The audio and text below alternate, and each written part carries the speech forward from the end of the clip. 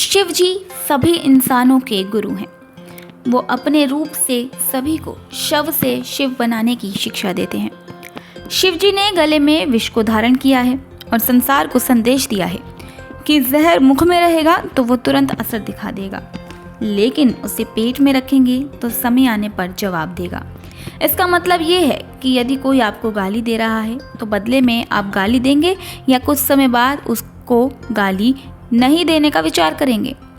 इसके साथ कहा जाता है कि आवत गारी एक है उल्टत हो अनेक, या आपा को डारी दे वही एक की एक। यानी कि यदि कोई सामने से गाली दे रहा है तो यदि आप मौन धारण कर लेंगे तो आपको वापस पलटकर गाली नहीं मिलेगी, वो गाली एक ही रह जाएगी। इसके साथ गले में सांप धारण कर वो ये संदेश देते हैं कि काल हमेशा आपके सिर पर मंडरा रहा है।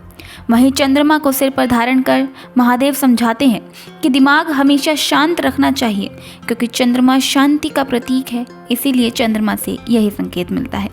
वहीं हाथों का त्रिशूल बताता है कि तामसिक, राजसिक और सात्विक गुणों को समय समय पर प्रयोग करना चाहिए। भोलेनाथ के सिर की जटा सिखाती है कि हमेशा सांसारिक उलझन को बांध कर रखना चाहिए। सिर पर गंगाधारा रखकर शिवजी संदेश देते हैं कि दिमाग में अच्छे विचार हमेशा लाते रहें ताकि संसार समृद्ध हो और आपके विचारों से लोगों में गंगा के जैसी पवित्रता आने लगे। वहीं शरीर पर भस्म लगाकर शिव ये संदेश देते हैं कि हमें भी एक दिन भस्म हो जाना है। ये संसार क्षणभंगुर है, कोई भी यहाँ हमेशा के लिए नहीं आया।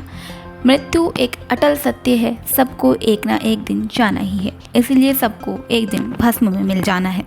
उससे पहले आपको इस तरह के काम करने हैं कि संसार आपको अच्छे के लिए याद करे।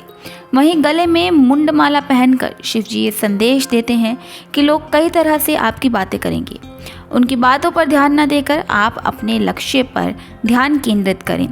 वहीं डमरू बजाकर शिव ब्रह्मनाद पैदा करते हैं। जी हाँ, तब वो हमें ये संदेश देते हैं कि जिस कुल, परिवार और देश में आपका जन्म हुआ है उसी का पालन करें। वहीं तांडव से संदेश मिलता है कि जब भी गुस्सा आने लगे तो किसी से कुछ कहने की बजाय खुद नृत्य कर परमात्मा को याद करें, शारीरिक और मानसिक अवस्था को आनंदमय करें।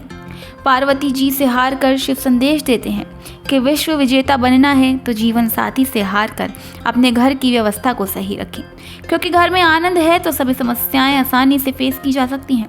वहीं पंचमुखी रुद्राक्ष पहनकर शिव ये संदेश देते हैं कि पंच तत्व से बने इस शरीर को निरोगी रखने के लिए पंचमुखी रुद्राक्ष जरूर पहनना चाहिए। अपनी पांचों ज्ञानेंद्रियों और कमेंद्रियों को भी सत्कर्म में लगाकर रखना चाहिए। फिलहाल के लिए इतना ही। ऐसी ही तमाम इन्फॉर्मेटिव वीडियोस के लिए आप बने रहिए सौगंध टीवी के साथ। आप देख रहे हैं सौगंध टीवी, सौगंध वतन की।